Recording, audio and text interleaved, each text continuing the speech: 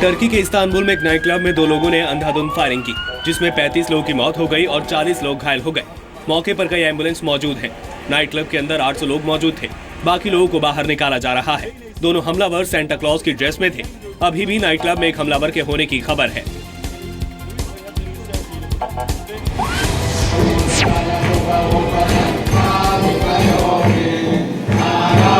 नए साल के पहले दिन आज देश भर में लोग मंदिरों में पूजा अर्चना कर रहे हैं।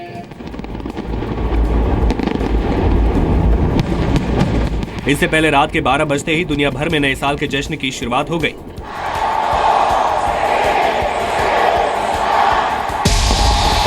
न्यूजीलैंड, ऑस्ट्रेलिया और दुबई जैसे शहर रंग बिरंगी आतिशबाजी में नहाए दिखे। कई जगह पर लोगों ने पारंपरिक अंदाज में नए साल का स्वागत किया।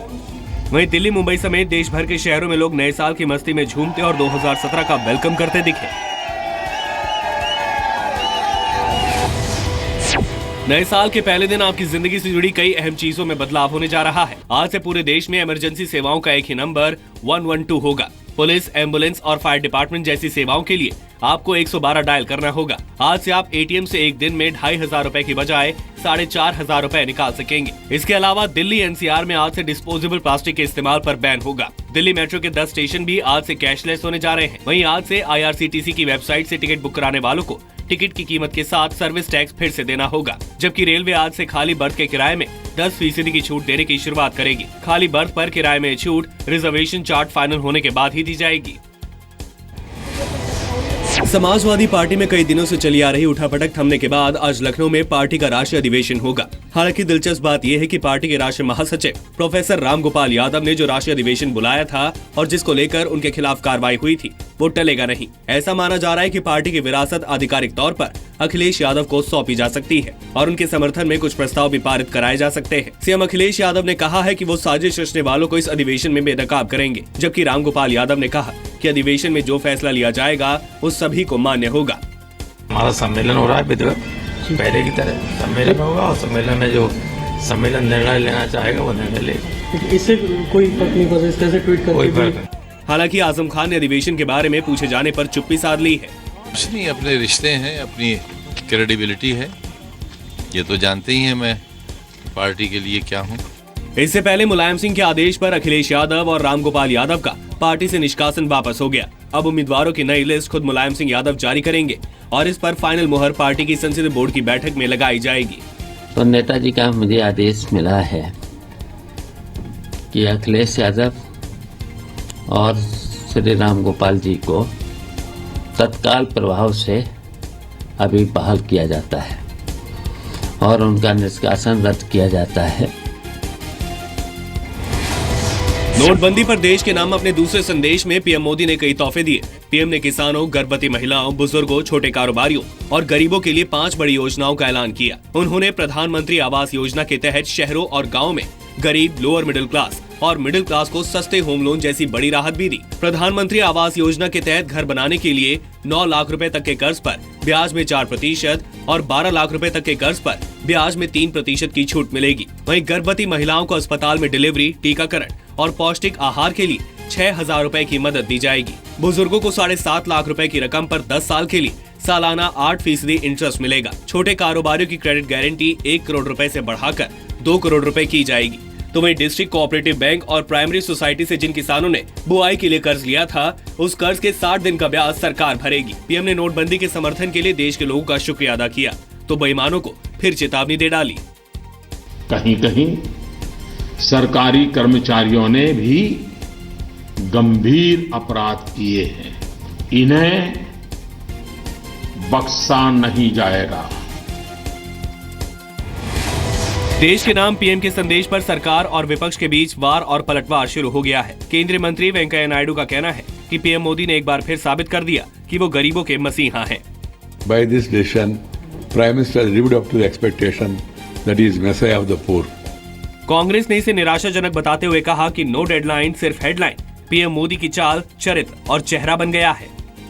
नो डेडलाइन, ओनली हेडलाइन, ये प्रधानमंत्री जी का चाल, चेहरा और चरित्र बन गया है। वहीं सीपीएम ने चुटकी लेते हुए कहा कि पीएम ने तो बजट भाषण पर डाला, अब वित्त मंत्री संसद में क्या पढ़ेंगे। प्रधानमंत्री ने जो की, इसके अंदर ये लग रहा है कि वित्त मंत्री का अब कोई काम नहीं रहा। इन्होंने पूरा बजट पेश कर दिया। नोटबंदी के खिलाफ कांग्रेस देश भर में प्रदर्शन आज से शुरू करेगी। कांग्रेस का यह आंदोलन 3 चरणों में होगा। पहला चरण 1 जनवरी से 10 जनवरी के बीच, दूसरा चरण 11 जनवरी से 20 जनवरी के बीच और तीसरा चरण 20 से 30 जनवरी के बीच होगा। मोदी जी सब्जबाग और सपने तो बहुत दिखा रहे हैं, पर वास्तविकता क्या है? वास्तविकता ये है कि गरीबों से खींचो और अमीरों को सींचो। आज भी जो उनकी घोषणाएं हैं वो खोदा पहाड़ निकली चूहिया साबित हुई। हालांकि कांग्रेस उपाध्यक्ष राहुल गांधी अगले कुछ दिनों तक पार्टी के इस विरोध प्रदर्शन में शामिल नहीं हो पाएंगे। वो इस वक्त विदेश में हैं। उन्होंने ट्वीट कर इस बात की जानकारी दी है। अरुणाचल प्रदेश में अब बीजेपी की सरकार बनेगी। पीपल्स पार्टी ऑफ अरुणाचल के 33 विधायक बीजेपी में शामिल हो गए हैं। पीपीए से सस्पेंड किए गए पेमा खांडू ने राज्यपाल से मिलकर सरकार बनाने का दावा पेश किया। खांडू ने पीपीए के 43 में से 33 विधायकों की परेड असेंबली स्पीकर के सामने कराई। यानी अब 60 सीटों वाली विधानसभा में पीपीए के पास सिर्फ 10 विधायक ही बचे हैं। पूरा विधायक मोर देन 2/3 सब लोग ने डिसाइड किया कि हम लोग को अभी पीपीए पार्टी छोड़ के we should go along with honourable prime minister of India, और उनकी पार्टी जो है भारतीय जनता पार्टी के साथ में है।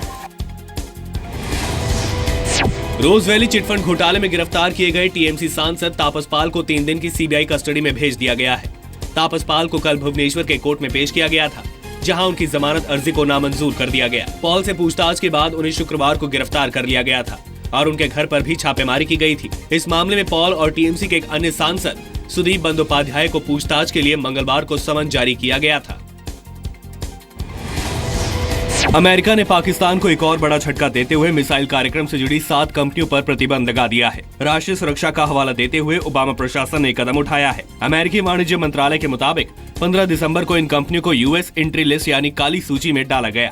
ऐसा कर इनसे व्यापार और लेन देन पर रोक लगाई गई है। बैन कंपनियों में कई सैन्य कार्यक्रमों से जुड़ा इस्लामाबाद स्थित राष्ट्रीय इंजीनियरिंग एवं वैज्ञानिक आयोग शामिल है। इसकी 3 सहायक शाखाओं air weapons complex, maritime technology complex और न्यू ऑटो इंजीनियरिंग को भी काली सूची में डाला गया है। पाक सरकार के नाम पर प्रतिबंधित सामान खरीदने वाली 1 दर्जन कंपनियों पर भी बैन लगाया गया है। इससे पहले ओबामा प्रशासन पाक को F-16 की बिक्री में छूट न देने और 30 करोड़ की सैन्य मदद रोकने का फैसला कर चुका है। राज्यसभा सांसद और एसएल ग्रुप के चेयरमैन डॉक्टर सुभाष चंद्रा ने शनिवार को हिसार में स्थानीय लोगों से मुलाकात की और उन्हें नए साल की शुभकामनाएं दी।